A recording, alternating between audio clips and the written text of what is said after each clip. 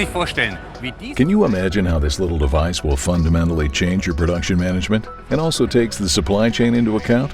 No? Then join me on a short visit to our plant in Fürth. Das Werk ist gekennzeichnet durch... The plant is characterized by something you may be familiar with, an ever-increasing number of products whose quantities fluctuate greatly. Low volume, high mix, as colleagues here call it. In response, there are assembly stations in Fürth that are used for a large number of different products. ...unterschiedliche Erzeugnisse genutzt werden.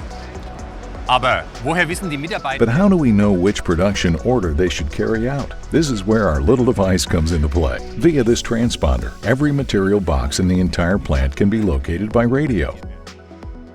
The system actively informs when a box has reached its destination, for example, the assembly station. In doing so, employees get their production order started, and search and waiting times are eliminated, and the factory is highly efficient and flexible at the same time.